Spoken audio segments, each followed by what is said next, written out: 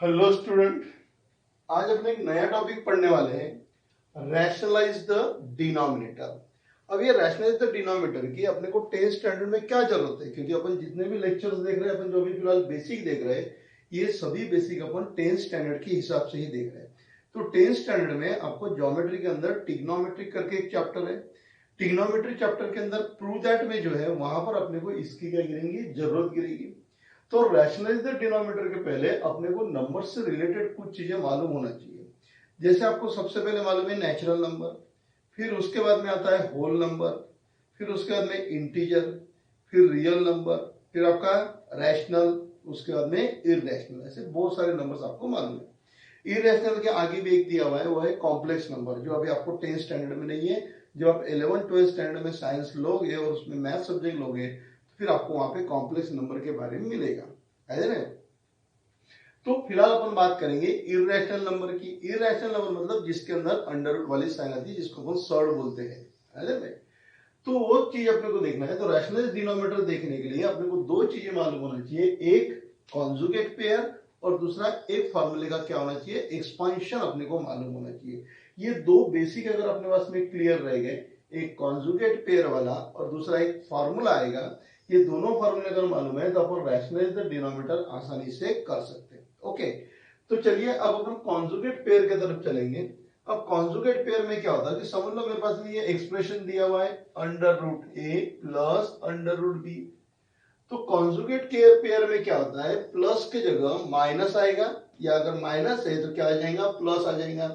तो एग्जांपल दिया है मेरे पास में अंडर रूट ए प्लस अंडर रूट बी।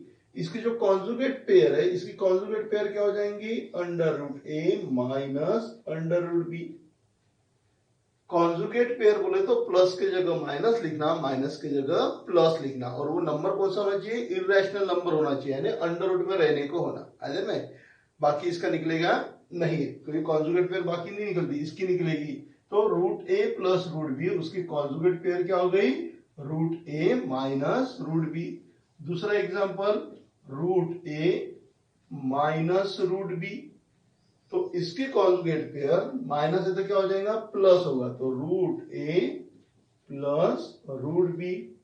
क्या करते हैं अपन कॉन्जुगेट पेयर में, प्लस है तो माइनस लिखना, माइनस है तो प्लस लिखना, किसमें, कॉन्जुगेट पेयर में। यहाँ पे मैं आपको लिख के भी देता हूं, अगर आपके पास में प्लस है तो आप क्या करोगे, उसको माइनस में लिखोगे, और अगर माइनस है तो क्या में कन्वर्ट करना है, आपको प्लस में करना है। So there is a difference between only sign in a conjugate pair. There is a difference between only sign, किसमें डिफरेंस रहेगा, सिर्फ साइन में रहेगा। प्लस है तो माइनस हो जाएगा, माइनस है तो प्लस हो जाएगा। तो कॉन्जुगेट पेयर, तो चाहे यहां पे आप लिख सकते हो difference between two terms is about only sign, is about only sign. किसका डिफरेंस रहेगा, सिर्फ साइन का ही डिफरेंस रहेगा। प्लस है तो माइनस करना है, माइनस है तो प्लस करना है। इस तरीके से भी रह सकता है।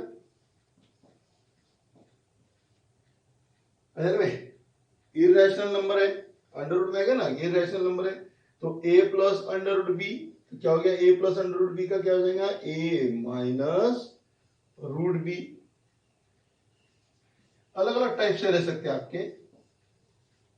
ए बी की जगह कोई भी नंबर रह सकता, ये अगर रहेगा तो क्या हो जाएगा, a माइनस रूट बी। मैंने आपको क्या बताया, कॉन्जुगेट पेयर अगर निकालना है तो क्या करना है, आपको प्लस की जगह माइनस करना है और माइनस की जगह प्लस करना है, बस इतना ही है। There is difference between only sign, दो टर्म के बीच में सिर्फ डिफरेंस किसका है, साइन का है। प्लस है तो माइनस, माइनस है तो प्लस। तो यहाँ पे कौन सी साइन है, माइनस साइन है, तो इसको काय में कन्वर्ट करेंगे अपन, प्लस में कन्वर्ट कर देंगे।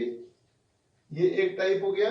ऐसे भी रह सकता है रूट ए प्लस बी, या फिर इसको रह सकता है root A minus B.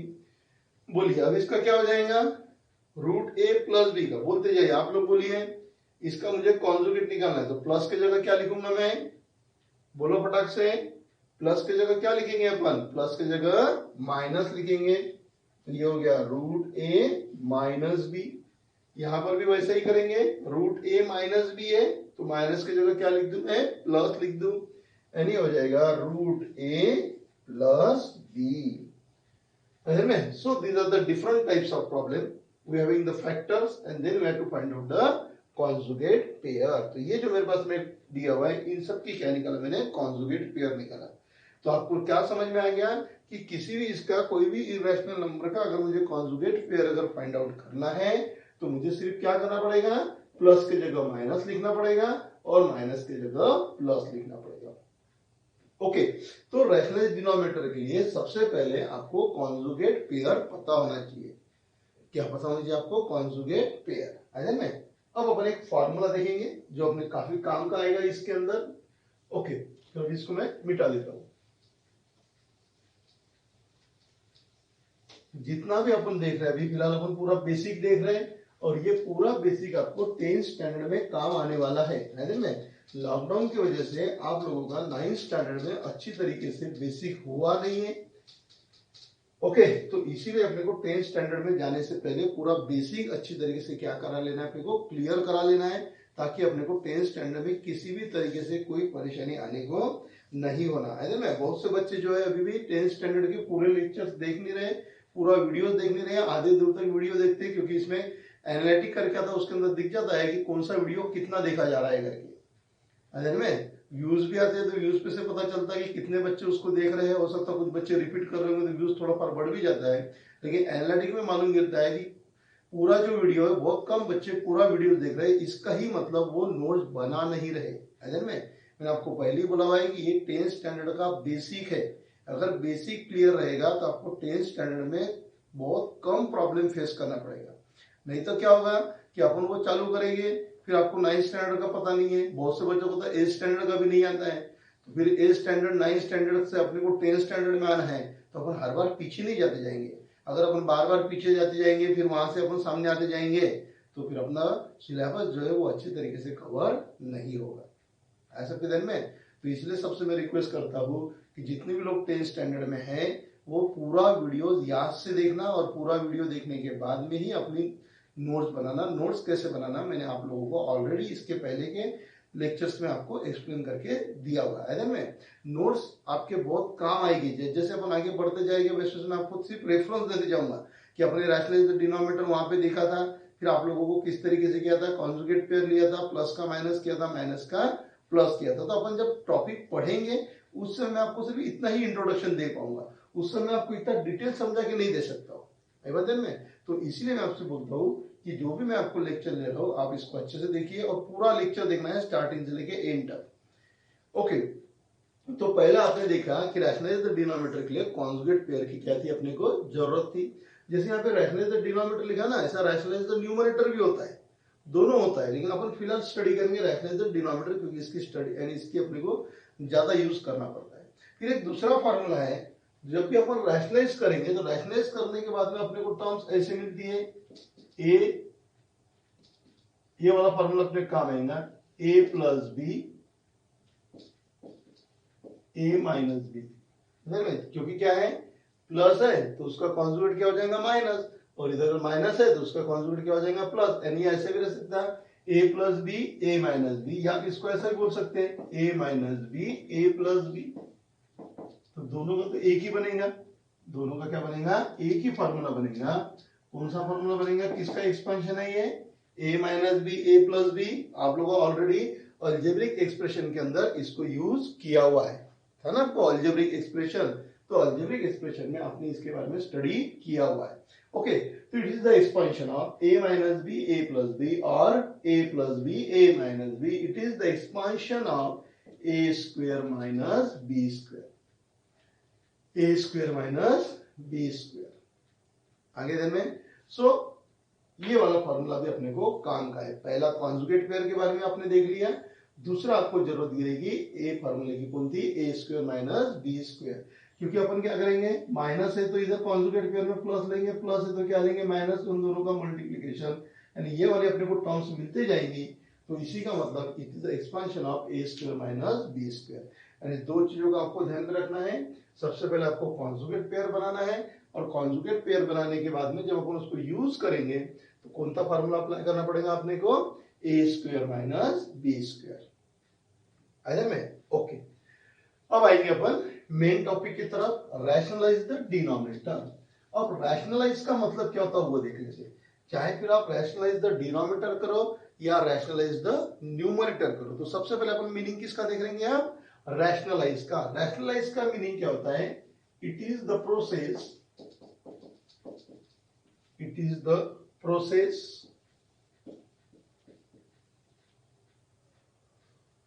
it is the process to multiply, it is the process to multiply by the conjugate pair। Rationalize का मतलब क्या होता है, it is a process to multiply the conjugate pair. अगर रैशनलाइज द डिनोमिनेटर लिखा तो क्या होगा, it is the process to multiply by the conjugate pair to denominator. Rationalize the numerator बोला तो कॉन्जुगेट पेयर से न्यूमरेटर को क्या करना है, मल्टीप्लाई करना है। तो अभी अपने सिर्फ रैशनलाइज का ही मीनिंग देखा। क्या मीनिंग है रैशनलाइज का, it is the process to multiply by the conjugate pair to, conjugate pair से क्या करना है अपने को, मल्टीप्लाई करना है।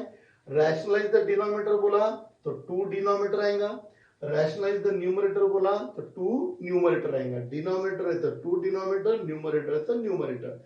यहाँ पे सिर्फ मैंने रैशनलाइज का ही मीनिंग बताया। जब भी आपको मैं बोलूंगा रैशनलाइज द न्यूमरेटर तो आपने समझ जाना कि अपने को मल्टीप्लाई करना है कॉन्जुगेट पेयर से, और रैशनलाइज द डिनोमिनेटर बोला तो डिनोमिनेटर को मल्टीप्लाई करना है, और रैशनलाइज द न्यूमरेटर बोला तो न्यूमरेटर को क्या करना है, मल्टीप्लाई करना है। तो रैशनलाइज अगर आपको समझ गया तो कोई प्रॉब्लम नहीं है। रैशनलाइज बोले तो क्या करना है, कॉन्जुगेट पेयर से मल्टीप्लाई करना है। फिर से बोलता हूं, रैशनलाइज करना है, इसका ही मतलब आपको करना क्या है, कॉन्जुगेट पेयर से क्या करना है, आपको मल्टीप्लाई करना है। You have to multiply by the conjugate pair. Denominator बोला तो डिनोमिनेटर को, न्यूमरेटर बोला तो न्यूमरेटर। आए में। चलिए अब अपन इससे रिलेटेड कुछ क्या करते हैं, प्रॉब्लम्स ले लेते हैं। सिंपल प्रॉब्लम लेते हैं पहले अपन। जैसे मेरे पास में प्रॉब्लम है 1/√6 + 5, 1/√6 + 5। क्या देख रहे हैं अपन, रैशनलाइज द डिनोमिनेटर। ये जो मेरे पास में डिनोमिनेटर दिया हुआ है, इस डिनोमिनेटर को क्या करना है, रैशनलाइज करना है। तो रैशनलाइज करने के पहले डिनोमिनेटर का आपको क्या लेना है, कॉन्जुगेट पेयर लेना है। धीरे धीरे देखिए, मुझे क्या करना है, रैशनलाइज द डिनोमिनेटर। ये मेरे पास में एक एग्जांपल लिखा हुआ है, मतलब डिनोमिनेटर में जो टर्म्स है, ये वाली टर्म्स डिनोमिनेटर में, तो डिनोमिनेटर में जो टर्म्स है उसका क्या करना है, आपको कॉन्जुगेट पेयर लेना है। You have to take out the conjugate pair of the denominator. जो भी डिनोमिनेटर में टर्म्स प्रेजेंट है उस टर्म्स का आपको क्या लेना है, कॉन्जुगेट पेयर लेना है। तो पहले मैं इसका कॉन्जुगेट पेयर ले लूंगा, तो इसको सॉल्व करूंगा तो क्या लिखूंगा, कॉन्जुगेट पेयर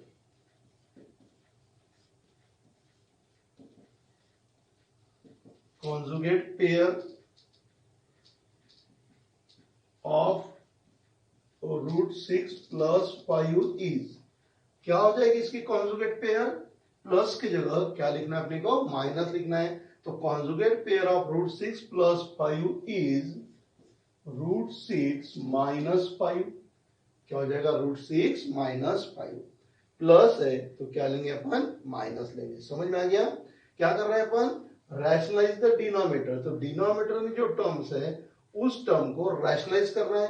रैशनलाइज करना है इसका मतलब क्या करना है, आपको कॉन्जुगेट पेयर से मल्टीप्लाई करना है। इसी का मतलब पहले इसका क्या फाइंड आउट करेंगे अपन, कॉन्जुगेट पेयर। अब ये मैंने कॉन्जुगेट पेयर फाइंड आउट कर लिया। कॉन्जुगेट पेयर कैसे फाइंड आउट करते हैं वो अपन ऑलरेडी अभी देख चुके। ओके, अब इसको सॉल्व करना है।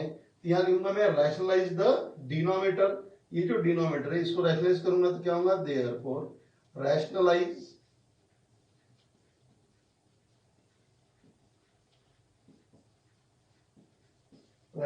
the denominator, so therefore अब बराबर ध्यान में रखिए 1/√6 + 5 है।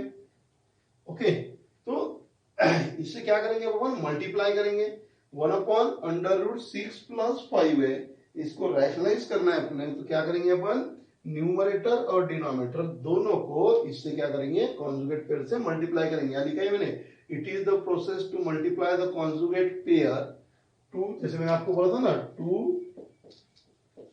Numerator and denominator, numerator and denominator. Okay, तो ये जो कॉन्जुगेट मेरे पास में टर्म्स है, इस टर्म का ये क्या हो गया, कॉन्जुगेट पेयर। तो इस कॉन्जुगेट पेयर से न्यूमरेटर और डिनोमिनेटर दोनों को क्या करना पड़ता, मल्टीप्लाई करना पड़ता। तो न्यूमरेटर को मल्टीप्लाई करूंगा और डिनोमिनेटर को भी क्या करेंगे अपन, मल्टीप्लाई करेंगे। अगर मैं फिर से देखो, मुझे डिनोमिनेटर को रैशनलाइज करना है। रैशनलाइज बोले तो मैंने प्रोसेस लिख के दिया आपको, it is the process to multiply by the conjugate pair to numerator and denominator. Denominator में जो टर्म्स है, इस डिनोमिनेटर टर्म की जो कॉन्जुगेट पेयर है, उस कॉन्जुगेट पेयर से न्यूमरेटर और डिनोमिनेटर दोनों को क्या करना है, आपको मल्टीप्लाई करना है। So this is known as rationalization. इसको क्या बोलते हैं अपन, रैशनलाइजेशन, है ना। क्योंकि आपको मालूम है, आपने जब 6 स्टैंडर्ड 7 स्टैंडर्ड में रेशियो देखा है आपने। रेशियो तो आपको मालूम है ना, जैसे ए अपॉन बी आपका एक रेशियो है। रेशियो सभी को समझता है, अगर में कंपैरिजन करते हैं उस समय अपन रेशियो यूज करते हैं। ऑलरेडी ये मेरे ख्याल से आप लोग 7 स्टैंडर्ड या 8 स्टैंडर्ड में आप लोग इसके बारे में पढ़ चुके हैं। ओके, तो जब ये अपने को ये रेशियो है, तो ये रेशियो को क्या करेंगे, जब अपन डिनोमिनेटर को मल्टीप्लाई करते हैं वही क्वांटिटी से न्यूमरेटर को करना, या न्यूमरेटर को जो उससे मल्टीप्लाई करते हैं उसी से किसको करना, डिनोमिनेटर को मल्टीप्लाई करना। We can multiply the in the ratio we can multiply the numerator and denominator by a non-zero number, then the value of the ratio is not changed। ऐसा आप लोगों को था। ओके, वही कंसेप्ट जो 7 standard 8 standard में आप पढ़े हुए हैं, वही कंसेप्ट अपन क्या कर रहे हैं, यहाँ पे यूज कर रहे हैं। तो यहाँ पे जो डिनोमिनेटर में टर्म्स थी, उस टर्म का मैंने कॉन्जुगेट ले लिया, उस टर्म का ये कॉन्जुगेट से न्यूमरेटर और डिनोमिनेटर को मल्टीप्लाई कर दिया। तो ये जो प्रोसेस है, इस प्रोसेस को बोलते हैं अपन रैशनलाइजेशन। और किसका कॉन्जुगेट लिया मैंने, डिनोमिनेटर का कॉन्जुगेट लिया, करके ये हो गया रैशनलाइज द डिनोमिनेटर। क्या हो गया, रैशनलाइज द डिनोमिनेटर। अब इसको सॉल्व करना है आपको। So that is equal to 1 से इसको मल्टीप्लाई करेंगे, 1 से इसको मल्टीप्लाई करेंगे तो वही टर्म्स रहेगी, 1 इंटू दिस टर्म, तो वही टर्म मिलेगी √6 - 5 अपॉन इन दोनों का multiplication.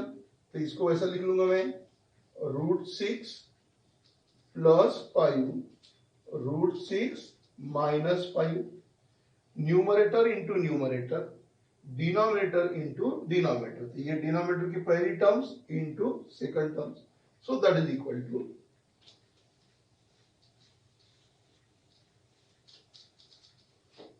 Okay, so that is equal to √6 - 5 upon, अब यहां पे देखिए a + b, a - b। मैंने आपको पहले ही बोला था कि जब भी अपन इसको रैशनलाइज करेंगे, पहले आपको कॉन्जुगेट पेयर लेना पड़ेगा, और सेकंड इसमें आपको क्या करना पड़ेगा, a - b, a + b या a + b, a - b का फॉर्मूला यूज करना ही पड़ेगा। तो रैशनलाइज करेंगे तो कॉन्जुगेट पेयर कंपलसरी है, और कॉन्जुगेट पेयर से मल्टीप्लाई करने के बाद में 100% वो वाला फॉर्मूला यूज होगा ही, कौन था, a² - b² वाला। देखिए a + b, a - b, तो a + b, a - b, it is the expansion of a²। तो ये a² - b²,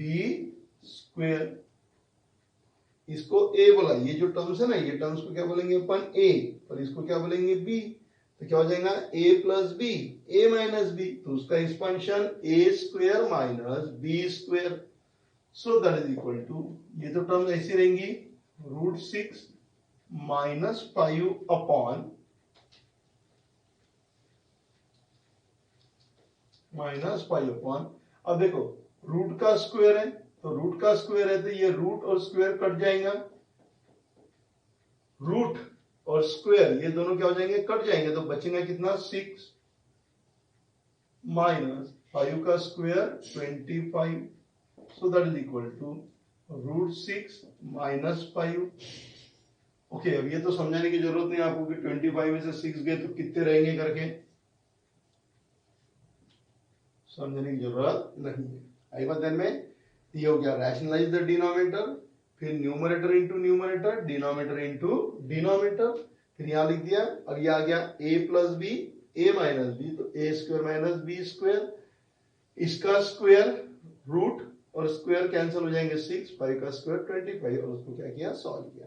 अब बहुत से बच्चों के दिमाग में आया कि सर ये कैंसिल कैसे होता है, असल में वो भी समझा देता हूँ मैं आप लोगों को कैंसिल कैसे होता है। लॉ ऑफ इंडाइसिस अगर आपको पता है, लॉ ऑफ इंडाइसिस बोले तो a raise to the power m raise to the power n, तो इसको अपन ऐसा लिख सकते हैं a raise to the power m into n. Index जब आप पढ़े हो, इंडाइसिस आप जब पढ़े हो ना, तो इंडाइसिस में ये है फॉर्मूला है में। अब ये ऑलरेडी आप 5th स्टैंडर्ड 6th स्टैंडर्ड के कहीं ना कहीं तो 100% आप लोग पढ़े ही इसके बारे में। एग्जैक्टली मुझे याद नहीं कि कौन से स्टैंडर्ड में था, लेकिन कहीं ना कहीं था ही आपको। ओके, तो a raise to the power m raise to the power n equal to a raise to the power m into n. तो इसकी बात कर लेंगे अपन, जो के पास में √6 उसका पावर 2 है। अब ये √6 बोले तो 6 रेस टू द पावर 1/2 होता। अंडर रूट बोले ना, तो अंडर रूट अगर मुझे निकालना है तो उसका पावर कितना रहेगा, हाफ रहेगा। रूट अगर निकाल देना है तो उसका पावर कितना रहेगा, हाफ। तो √6 को मैं लिख सकता हूँ 6 रेस टू द पावर 1/2 ऊपर 2। अब ये वाला अप्लाई करेंगे, m raise to the power n मतलब दोनों का मल्टीप्लीकेशन, तो 6 ये दोनों का मल्टीप्लीकेशन 1/2 इंटू 2, 2 कट गया, यानी 6 raise to the power 1 that is equal to 6। है ना, ये लॉ ऑफ इंडाइसिस से अपन ये कर सकते हैं। ओके, तो इसीलिए बेसिक बहुत स्ट्रांग होना अपने को। जिस बच्चों को ये कंसेप्ट मालूम है वो फटाक से ये आंसर लिख लेंगे, और जिसको मालूम नहीं है उसको थोड़ा सोचना पड़ेगा कि √6 का स्क्वायर अब लाएंगे कहां से, फिर क्या करेंगे, आजू बाजू वाले का रजिस्टर देखते रहेंगे। अच्छा, लेकिन जिसको पता है कि ये दोनों कट्टे, या फिर जिसको ये कंसेप्ट मालूम है, वो इसको साइड में ऐसा सॉल्व करके उसका आंसर लिख सकता है। तो इसीलिए बेसिक आना बहुत जरूरी है। तो ये आपका हो गया रैशनलाइज द डिनोमिनेटर। इससे रिलेटेड और भी एग्जांपल्स अपन क्या करेंगे नेक्स्ट लेक्चर के अंदर देखेंगे। मैं आपको एक छोटा सा एक होमवर्क दे देता हूं इससे रिलेटेड,